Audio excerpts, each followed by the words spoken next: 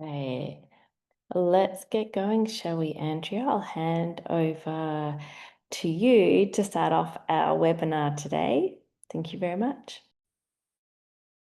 Thank you so much, Christy, and welcome. Good morning, good afternoon, and good evening to those who are joining us from different parts of the world.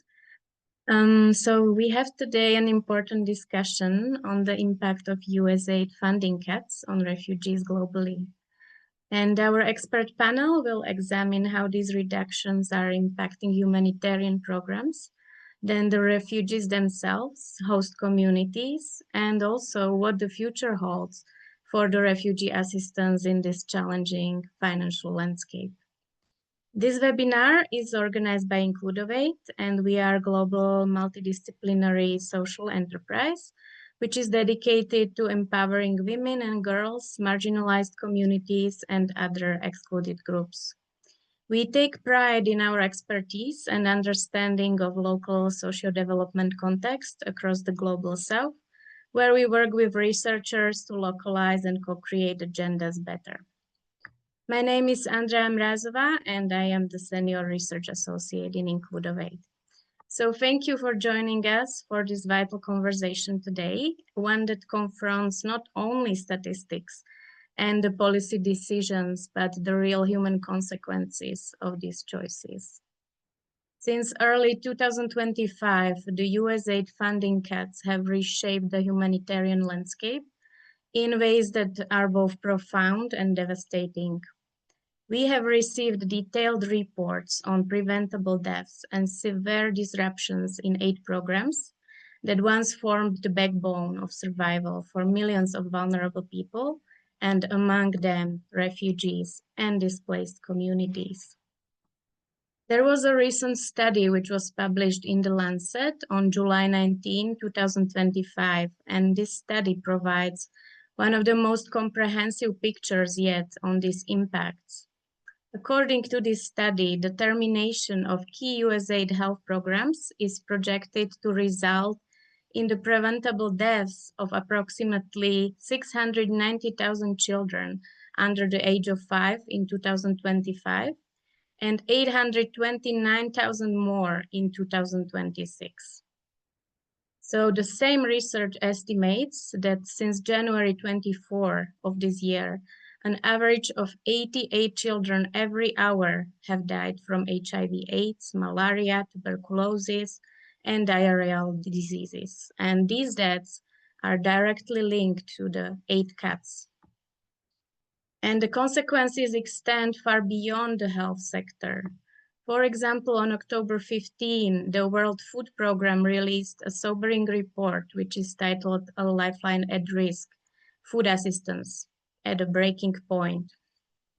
And according to this report, 13.7 million people who rely on its food assistance programs could be pushed into emergency levels of hunger as the support diminishes. So the World Food Programme warns that ration cuts and reduced caseloads are already hitting communities which are devastated by conflict, displacement, and climate shocks. And these particularly affect children, women, refugees, and internally displaced people. So today's conversation is therefore not just about the aid budgets. It's about accountability, it's about transparency, and it's about ensuring that the policy decisions are not disconnected from the realities that are faced by families on the ground. So we have several questions which are raised. What can be done now? What responsibility does the international community have and bear in providing a full accounting of the impacts of these cuts? And most importantly, how do we restore the life-saving assistance? And how do we rebuild trust in the systems meant to protect the world's most vulnerable? So we have a distinguished panel of speakers today, and they will guide us through these critical questions, bringing insights from humanitarian response and also lived experience of refugees. So thank you again for being here, our distinguished speakers, and for lending your voice to this urgent discussion. Let me introduce today's speaker. We have Dr. Kristi Druca, who is a feminist diversity and inclusion champion interested in solving poverty and inequality through social policy, institutional strengthening, problem-driven analysis, and partnerships. She has over 20 years of experience in the field of research for development. She started Includovate to decolonize research because she believes that knowledge creation needs to be locally led and involve diverse people from low-income countries to make the solutions more sustainable. Through Includovate, she has been striving relentlessly to build inclusive markets, businesses, states, and institutions that provide all people with the power, aspiration, and ability to innovate for their development and advancement. She holds a bachelor's degree in social science, master's degree in applied anthropology, and a PhD in social inclusion and protection. Welcome, Kristi. Next, we have another speaker, Anket Petros. She is a gender and safeguarding advisor in Ethiopia with extensive experience in designing and implementing gender equality and safeguarding programs in humanitarian and development contexts. She has worked with both international and local organizations, supporting initiatives that advance women's rights, protection, and empowerment. Welcome, Anket. We have here today also Hubert Senga, who is founder and CEO of Generation 8. He is a social entrepreneur committed to empowering refugees through edtech and innovative education, addressing literacy and unemployment gaps, and enabling their participation in the global economy. He is originally from the Democratic Republic of Congo, and he has been residing in Kakuma refugee camp in Kenya since 2016, having left his home country due to political unrest and persecution. Welcome, Hubert. And last but not least, we have Niamatullah Alko. He is province's coordinator and reporting officer for a child protection project in Afghanistan. With over a decade of experience in UN and NGO-led humanitarian programs, he focuses on empowering at-risk families through education, social development, and strengthening community resilience across Afghanistan. So welcome to all of you, and let's start our discussion with you, Kristi. Over to you. Terrific. Thank you, Andrea. That was some very emotive introductions there. I was feeling, oh, this has to change. This can't stay the way it is at the moment. So thank you for those opening remarks and introductions. So I want to ask some questions now, firstly to you, Hubert, because you're actually living in a camp. So tell me a little bit about what it was like right after the cuts first happened.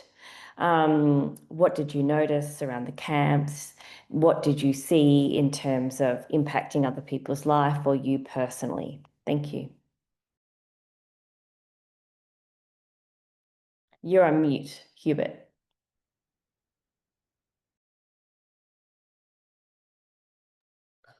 My bad. Well, thank you so much for having me and again for making this webinar happening because this is really crucial right now in the humanitarian sector. As Andreas mentioned, I'm Hubert, and yep. Actually, since the USAID funding cuts happened, I myself being a refugee and living right now in a refugee camp, well, daily life of many refugees right now has significantly gotten to its, I can say, to its worst peak, with lack of basic services such as food, healthcare, education programs, and even children that were accessing their normal education right now, they can no longer access education. People that are sick can no longer access that better health system anymore. And because the USAID was the only hope, was the only way that a lot of NGOs that are working within Kakuma were depending on. So right now, things have become completely worse in a way that other refugees are now even returning to their homes, to their home country, regardless, such as refugees from Sudan. As you may know, Sudan is always on war, and people are like going back to their home countries because they feel like it is best for them to die in their home country instead of dying as a refugee. So right now, every single sector has broken right now. No clean water that we used to have. I mean, there is no way out that refugees are now surviving since the USAID funding cut. And this thing or this situation has to be fixed as soon as possible. Otherwise, it will be a death sentence for many refugees in the refugee camp, especially like Kakuma. My goodness, thank you for that. And for those who are listening who maybe aren't quite familiar with the Kenyan refugee camps, could you tell us a little bit about it and just how many people and roughly what countries they come from? That's a great question. Well, actually, the Kakuma refugee camp, I think, was created in 1992, 1993 by the United Nations together with the government of Kenya. And since its founding year, right now, it has been hosting over than 400,000 refugees. And these refugees are coming from over than 10 nationalities. These are coming from African regions such as Republic Democratic of Congo, Sudan, Ethiopia, Somalia, Burundi, also including Asia. That includes Pakistan, Afghanistan, people from India as well, and some others from Middle East, such as in Gaza. There are those who managed to sneak out and are in the camp. So, and all of these people or all of these nationalities are being affected by what is happening right now at the international level. Gosh, thank you so much for sharing that. I might go to Ankit now. Could you tell me a little bit about the situation in Ethiopia, what you've seen, and what you've noticed has changed since these cutbacks have come through? Thank you, Christy. Yeah, as you all might know, Ethiopia is also a host for more than 1 million refugees in 24 camps. And most of these camps receive the majority of the funds from USAID and 100% from foreign aid. And around 42% of their fund comes from USAID. So this is cut now. So after the cut, there is a lot of information coming out from the camps, from local and international NGOs working around these camps, and the impact is really devastating. The majority of these refugees being women and children, they are highly impacted, as Hubert mentioned, in Kenya, in Ethiopia as well. The impact is similar. For example, there is a food security issue. Food rations are now like, they are not enough at all. So that has an impact on their nutrition, on their health, and also health services as well. Health services are closed due to the cuts. Local NGOs are mostly closed, who've been supporting the majority of the work together with the international NGOs. So there is no quality services. So there is a high staff layoff. So the quality service is no longer there. And the GBV issue, for example, we can talk about GBV, gender-based violence, violence against women. These are highly increasing on this area, especially around the camps. Due to this limited or not available of food security or food rations on this camp, the refugee, especially women, are now like going out of the camp to search job, to collect firewoods so that they can sell and then they get some income and buy their food. While they are doing that, there is a high risk of GBV. So rape is increasing to a high level. And GBV supports programs are not there now. Schools are closed. Information centers are being highly impacted due to staff layoffs. So I can talk a lot of things about the impact on the community, especially the refugee men, women, children, and all. Yeah, these are some of the impacts I can talk. Thank you, Christy. No, yeah, thank you so much for sharing that. I appreciate it. And of course, there's different types of host communities, such as Ethiopia or Kenya. There's different types of camps and how refugees live separate or in among different communities as well. And so for those who don't know, it's not always a matter of just go out and get a job if you're a refugee or, just somehow make money. There's very limited resources. Kenya and Ethiopia, Kenya's now middle income, Ethiopia's lower income. The government's stretched. So a lot of the support that was going into these camps was through USAID. They were a very big humanitarian contributor. And so the government didn't have as much reach in these camps as what a lot of USAID funding did.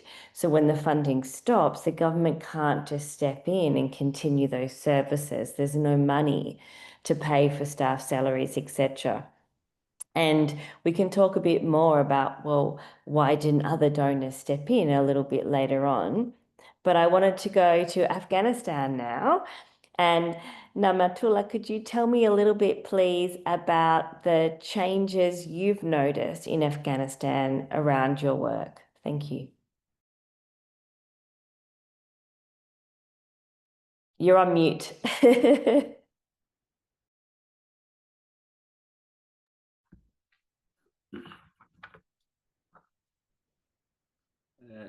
Thank you.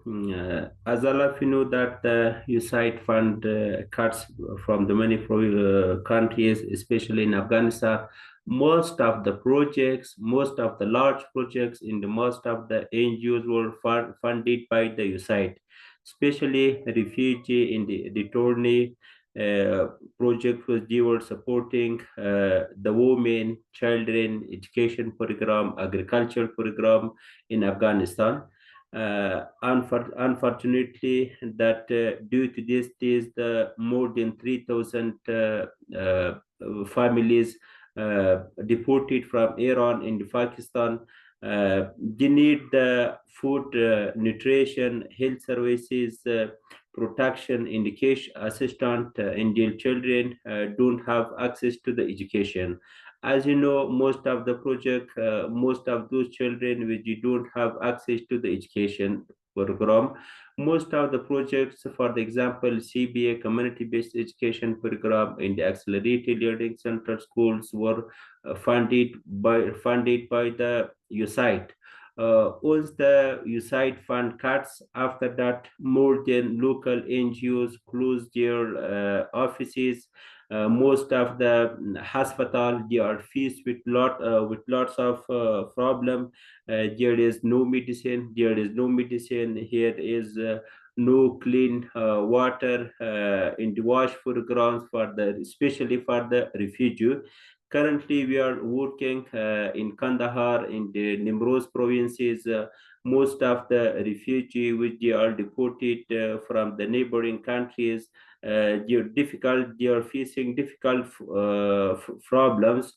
They don't have shelter, they don't have health care, they don't have food and nutrition, they need protection in the case assistance, and they are worrying about that their children don't have access to the education.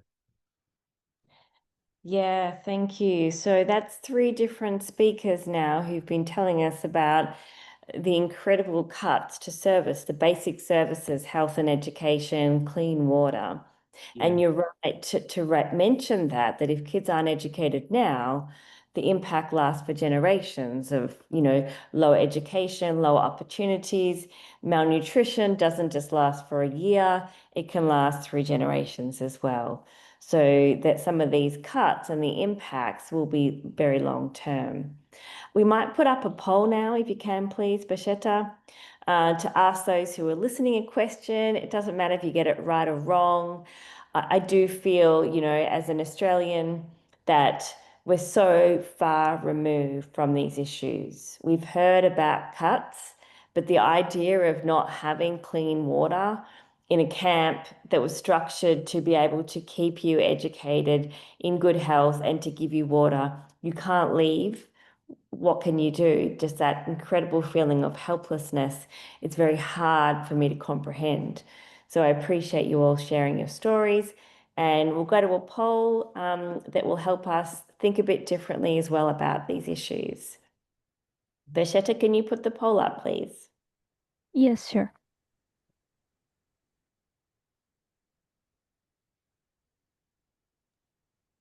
I think it's now visible. Yes. Yes, go ahead. So see what you think about the question. Is it just one question at a time they see, Basheta, or do they see all 5 at once? Yes, there are 5 questions. Okay.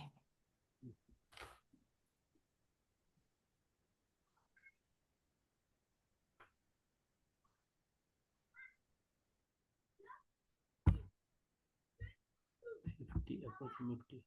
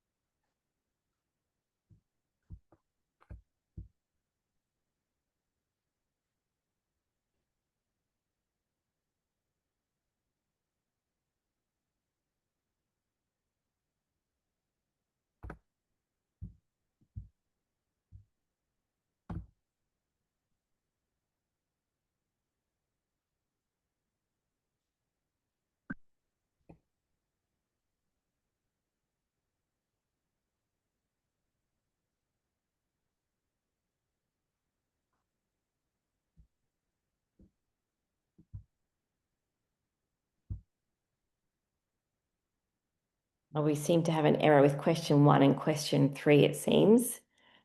I think we've got a mistyping, but that's okay. All right. I might get you to read out some of the answers, please, Basheta, so we can just get a sense what everybody thinks. And please make sure you read out the correct answer. Sure. So now I have to end the poll, right? First.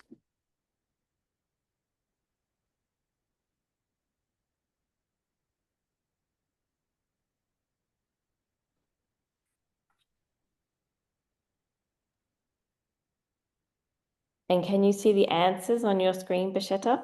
Yes, all of the answers are visible. Okay. So, with the first question, how much do you think USAID's foreign aid budget was cut in 2024 up to 2025? So the correct answer is 82%. And for the second question, approximately how much does it cost annually to operate Kenya's major refugee camps, Dadaab and Kakuma, if I don't mispronounce the names? Well, the right answer is 200 up to 300 million per year. It mainly starts from 280, but here we just put this 2 numbers.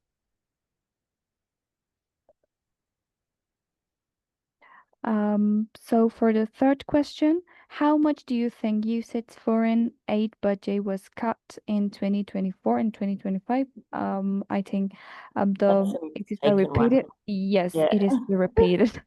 Repeated. So the fourth question, how many refugees are currently affected by reduced humanitarian funding from USAID and partners?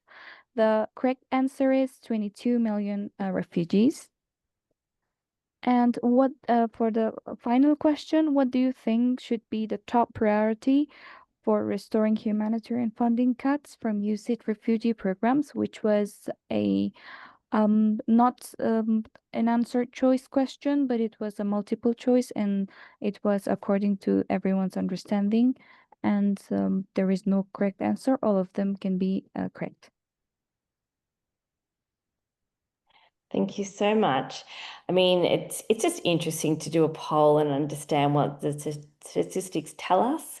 Like 82% cut in USA, which contributed 40% of global aid funds, and 22 million refugees are affected by these cutbacks, which is just huge. And we've heard that the impact is hard to escape. It's massive. Hubert, I wanted to hear from you again a little bit more about maybe some of the things you've noticed that people are doing in response. Like, it's a shock, there's not many resources. Are there stories of triumph for organizations like Generation Aid? Maybe you could tell us a bit about what you're doing there and some other stories, please.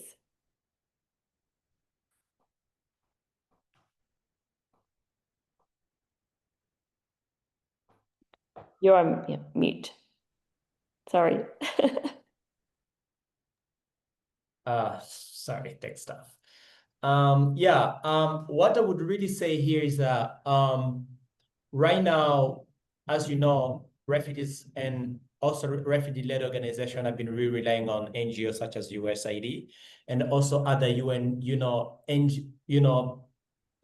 private NGOs as well that have been really working in these areas. But right now I can see them really vulnerable in a way that they cannot even really find out a great, way as a solution, as another alternative solution. Now, these are big NGOs that we may know them, and they're really affected like that. So how is it really going to be for refugee-led organizations like us who do not have, international, relationship and many others?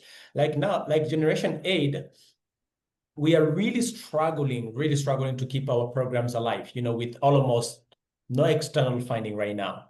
And again, our volunteers within the organization right now, we continue to work tirelessly and often without pay. And again, we're actually being just driven by the commitment, to our communities.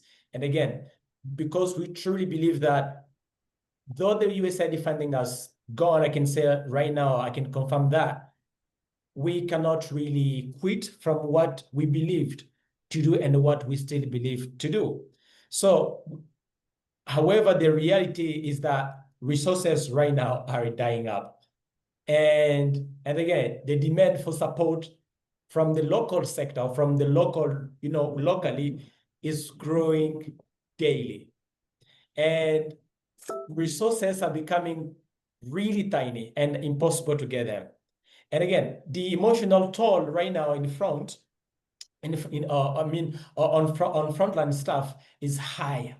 At the same time, there is a lot of fatigue from all of the sectors. Why? Because there is nothing that can no longer, that could, keep us running and doing what we believe. So right now we are trying as Generation Aid, we are trying our best to find out other alternative way, like reaching out to individuals, people that might be willing, to do a small, contribution or donation, or alternatively also relying on, on private sectors or business, business leaders that are willing, to employ, refugees, because we don't really believe, I myself don't really believe that refugees should only be, recipients or beneficiaries, but refugees also have talents and there's also skills that can be a good fit, to any company. So that is one way to another that we are trying our best to bring refugees to the global scale, to the small business owners or enterprises, medium, whatever, for an employment opportunity. And through that, we hope there might be a survival for us as refugees, but as organization, it's still very critical, really critical. Yeah, thank you so much. Nimatullah, can you tell me now, the frontline staff, your organization, and others you work with, how are these local organizations managing the strain of having to do more? There's more needs, there's more emotional trauma, but there's less resources. How are you coping with that? Thank you. As you know, border in the transit region inside Afghanistan, in the provinces, hosting returnees are under increasing strain. Large flows of returnee from Pakistan in the mid over stretch receptional shelter services. Local market rent prices in the local services, infrastructure, clinic, schools, water system face added pressure when the international support decline. In the host countries, example Pakistan, Iran, are the region that manage the transition in the return reduction is international support. Mainly assistance to returnee, higher burden on the local system in the potential increase in the secondary displacement. Example, returnee moving again due to unmet need. As you know, you're faced with a difficult problem when the returnee families they came to Afghanistan. Here is no home for the rent. Here is no job opportunity for them, and here is no the wash, shelter, in the other facilities for the families. In the unfortunately, the very important point is that their children don't have access to the education. Most of the children they work outside of their home to earn money indeed to protect their livelihood. Yeah, thank you. Gosh. So it's very little employment, there's very little way, means to earn your own income. Nothing to find, resources are running out as well. Thank you for sharing that. Ankets, in Ethiopia, you work for an NGO that provides services to refugee camps there. Tell us a bit about your work, some of the changes you're seeing. How are you managing doing more with less? Okay, thank you, Christy. Yeah, currently, not only my organization, but most NGOs, international NGOs and local NGOs are affected, as we already mentioned. My organization also been providing support, like wash support, and also food security, these food rations, distributions of food, dignity kits, and lots of other distributions, even cash distribution for GBV survivors. And currently, due to the cut, we cannot proceed as planned. But because we are also receiving some amount of budget from other fund donors, we still provide a little bit, but the amount is not the same. The huge amount was provided by USAID, but no longer there now. So we are struggling to address by what we have now. So it's not enough at all. So that's what's happening, not only for my organization, but the majority are suffering, struggling to address the needs of the refugees. So it's not enough. We're writing proposals every day now. Almost my job is like turning to be a proposal writer. So I'm doing a lot of proposals, but still it is a slim. There's a very slim chance for getting it because of the competition. There is high competition. Almost every NGO is like competing to get more fund and sustain their staff, their available staff. the remaining staff, because we also laid off half of the staff here in Addis, for example. We are based in Addis, but half of the staff is gone because of the project cuts, big projects. So at the refugee level, we are struggling by what we have already, and we are writing lots of proposals to get more funds, but still there's a slim chance. Yeah, Christy. Thank you. So just for those who don't know, a dignity kit is like basically menstrual health products for women and girls to be able to manage their menstrual cycle. So what we've heard really is at the very basics, access to sanitary pads, water, food, medical supplies, food rations are not enough to meet the current demand, and that there's very little opportunity to bring in jobs, to bring in income. Hubert, can you tell me a little bit about Generation Aid and how it tries to get sort of jobs for refugees overseas? Because, people listening might be like, well, why don't, internet people give them money or something like that? So tell me a bit about what you're doing there, please, to try and help in a more sort of less traditional way. You're on mute again. I don't know. I think I should just leave my mic always on. So yeah, actually, Generation 8 itself, as I've said, we have now 6 years since we actually started. It is a total refugee-led organization. Now, what we do is we train refugees on the vocational trainings programs and any other program. We are not just disregarding other programs, as long as those programs or those ideas help refugees. So what do? We train refugees on vocational trainings, such as in digital literacy skills, on professional career guidance. We train them on, on how they can sell different services and even, on online. At the same time, we train them on how they can use their skill set, to earn online. At the same time, we also train refugees on AI, on how they can develop, AI chatbots, it's kind of multiple functionalities, including, software development. And however, besides that, we also train refugees on the language aspect, such as English, because in terms of employment, English, most of the time, language comes as at the forefront. And most of the people that we are in contact with, they're always speaking English. So we train them on English sector, and also at the same time, we train them so that they can be able to speak English, interact, communicate. At the same time, it can allow them, to do transcript, jobs, translation, and many other different other job opportunities.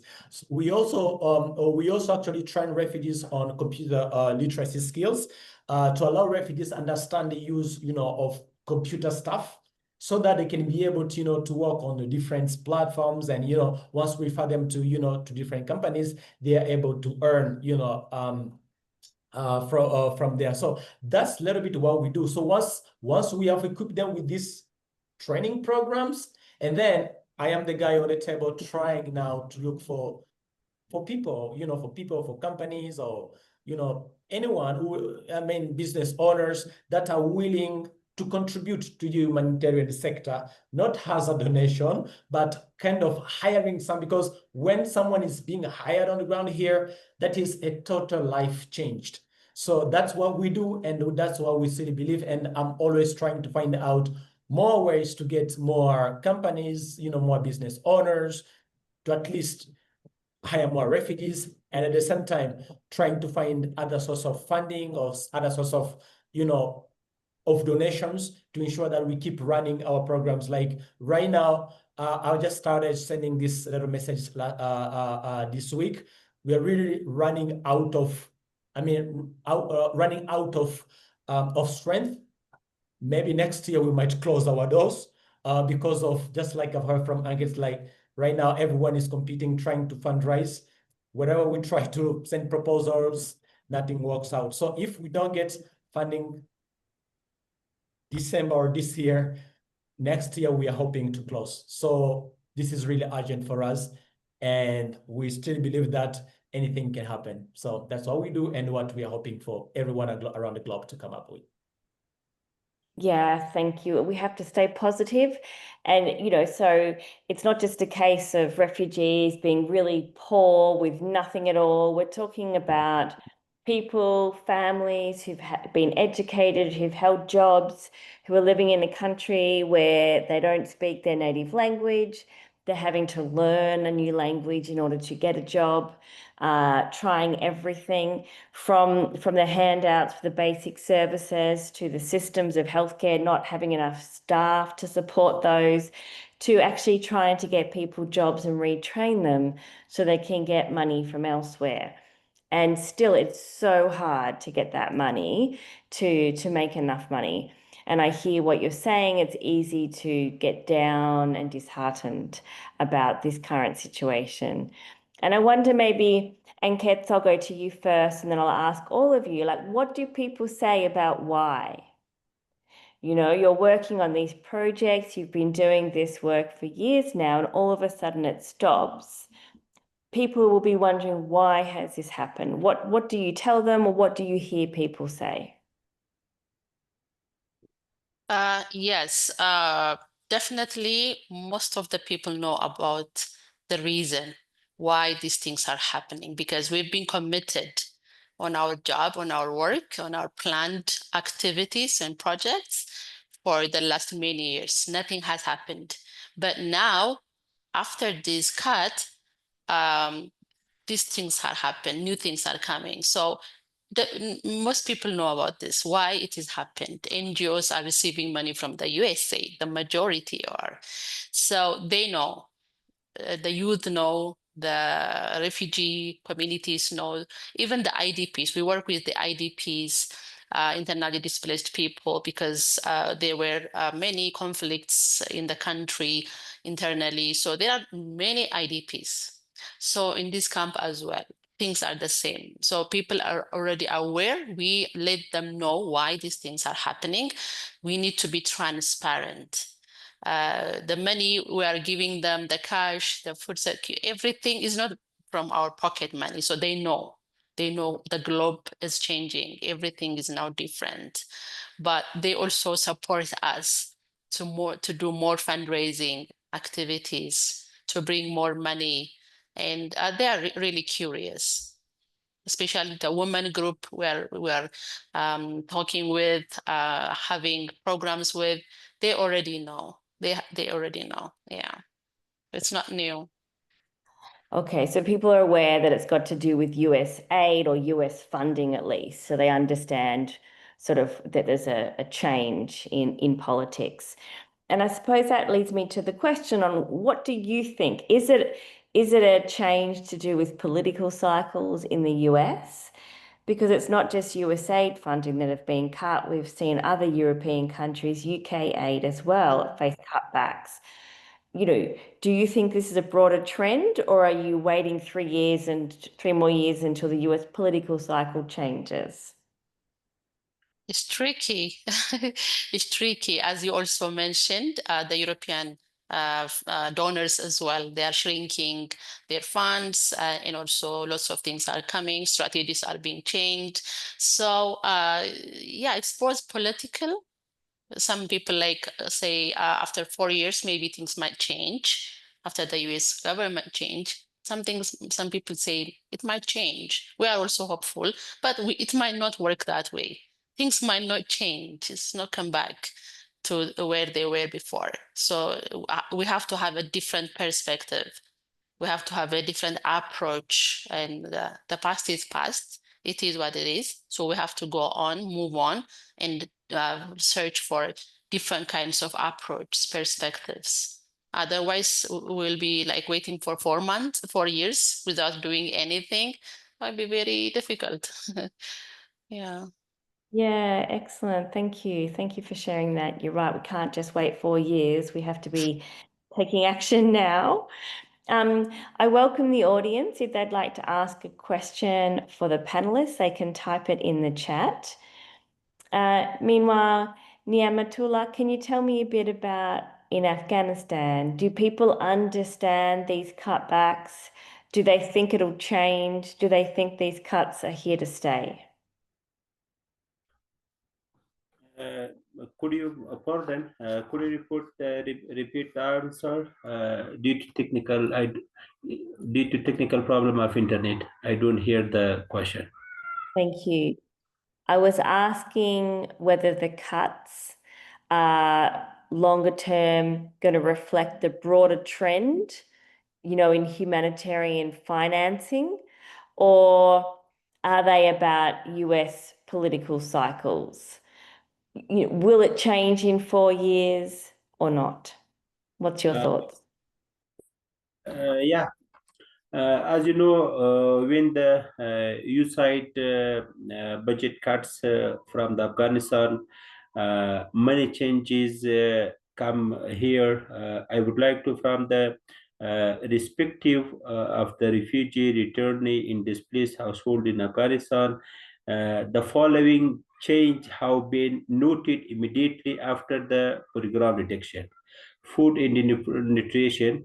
As you know, WP report that due to the funding shortfall, they had to stop the emergency food assistance in May 2025. India now can support it only 1 million people in Afghanistan. And as you know, 8.5 million people are without the previous support of the WP in the Afghanistan. As the health services in the one of the major affected of the USAID freeze in the border cuts on the many health facilities in the shoot on the skilled back. In the many health centers close and they don't have the enough medicine across the country. The description is especially serious for the maternal child health and the immunization services, protection in the case assistant in the education. These sectors are faced with a lot of problems. Protection caseworker physically support the legal aid in the women lead the services are the being cut in the slow due to funding restriction. Mm. In the Thank you. as you know, we in Afghanistan we had some specific program for the returnee in the IDP internal displaced people. For example, most of the project their beneficiary were the returnee. We conduct 6 month vocationally skills courses for them. For example, mobile repairing, motorcycle in the car repairing, plumbing, electricity, tailoring. After 6 months, we were distributing all the materials to them. They work in the city. They work in the city in the day. Protect their livelihood in the day, earn the money to find the money for their daily expenses. Now all of those around 85 percentage of those program stop in here is no budget for this kind of programs. Thank you. So despite all the efforts and having certain things in place, it's just not sort of flowing the way it needs to down to help the refugees. And also within the country of Afghanistan, there are people who have to move around because of war, natural disasters, etc.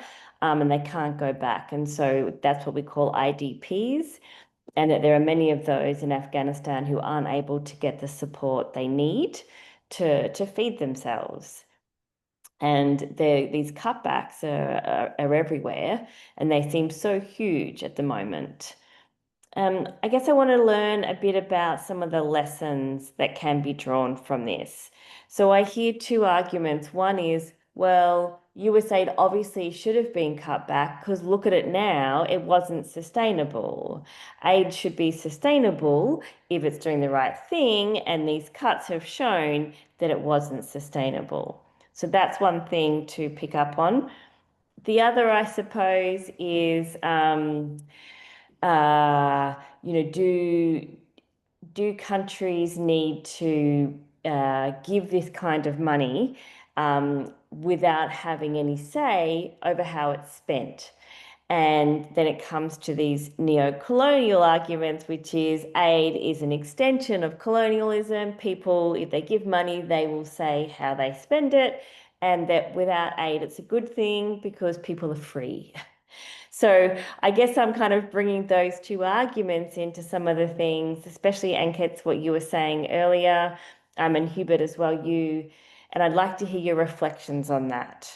What do you think about these arguments and the future of humanitarian assistance? Okay, Hubert, please go. Go ahead. No, Please no. go ahead. Okay, thanks. Actually, Christy, one of the biggest thing that I see is that after the USAID withdrawal, by the current US administration, I've seen other countries following the same roadmap. And I have not yet truly and fully understood what is really happening right now. Because if the US current administration has declined the aid, why other countries should do that? And again, just like you've said, there is this scenario which is being spread around that this aid has not been, sustainable to the community whereby this aid are being sending to. I would really disagree with that. Why? Because, the current situation, the current effects tells how important these aids have been into different communities. I'm not just talking about the refugee community whereby I am in, but I can say also to the host community, different other countries. Yes, there are those other there are those other, I've never been inside the USAID and, within the administration, how they make those decisions of where the money to go, the funding to go. But what I know is that the USAID funding has been really important to everyone, not just within Africa. I can say at a global scale. And again, the USAID at the same time has been playing a crucial role to different governments, not just in Africa, but in different other sectors. Well, how does that been?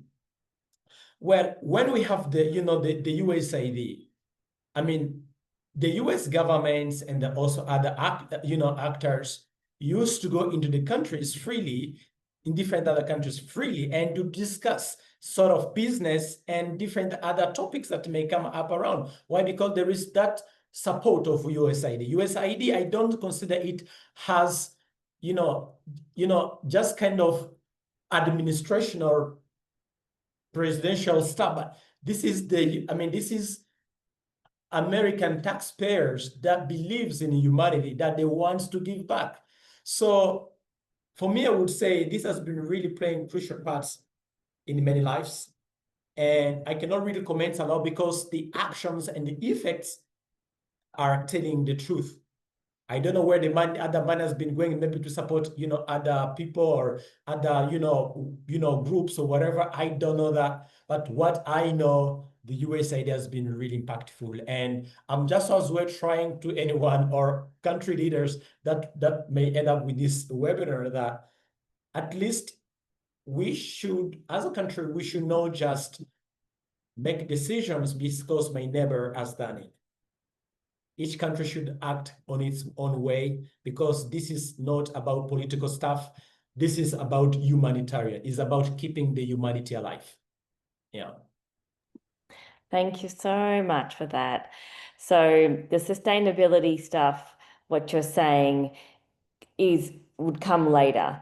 The money's needed, it's been impactful, and that sustainability metrics, just because things stopped, isn't probably realistic or the right metrics. And I think too, anything sustainable has got to have a lead-in time. To suddenly stop aid like that, it's very hard for it to be sustainable when there was no plan for it to stop like that. So I hear what you're saying. The money's needed, it's needed for humanity. And Kets, we're running out of time, but I'd really love to hear your thoughts, please.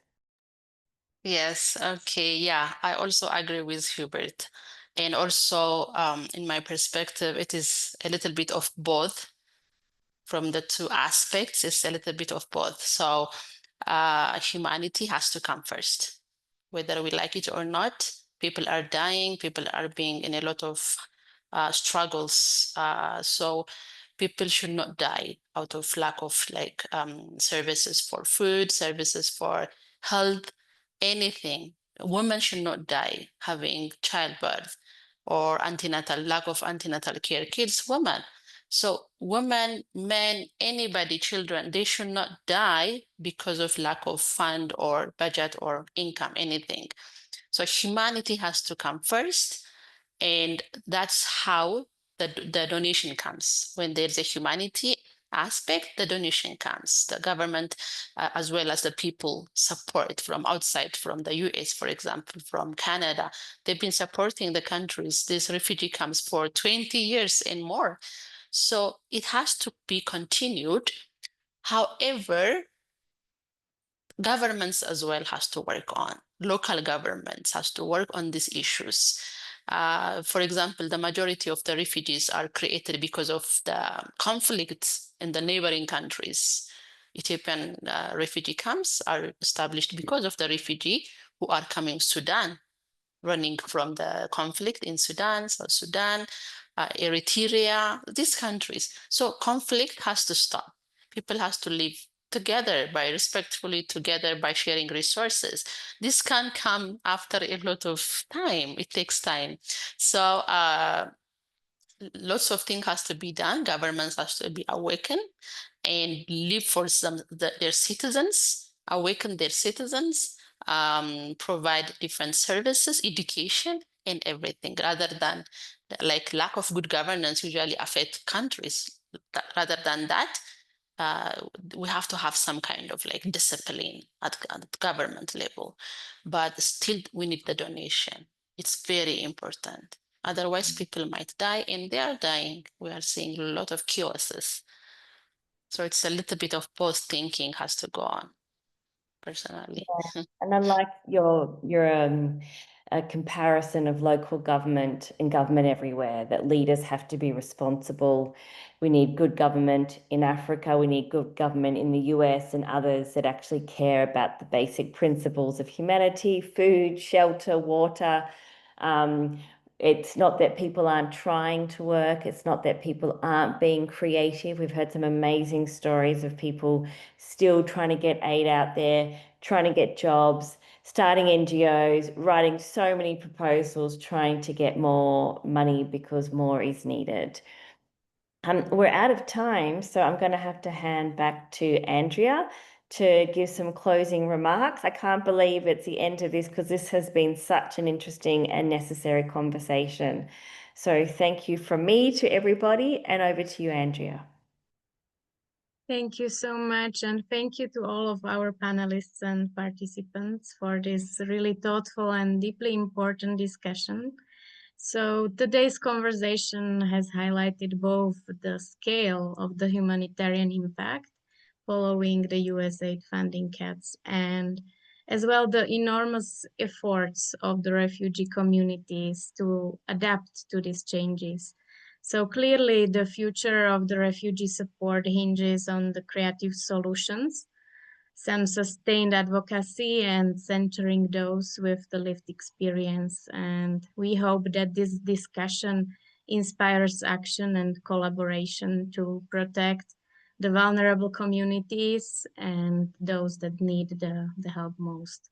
So on behalf of the organizing team, thank you again for your engagement and commitment. And also we hope to see you again in the next webinar organized by Includovate. Goodbye. Thank you. Thank you so much. Thank you very much. Bye.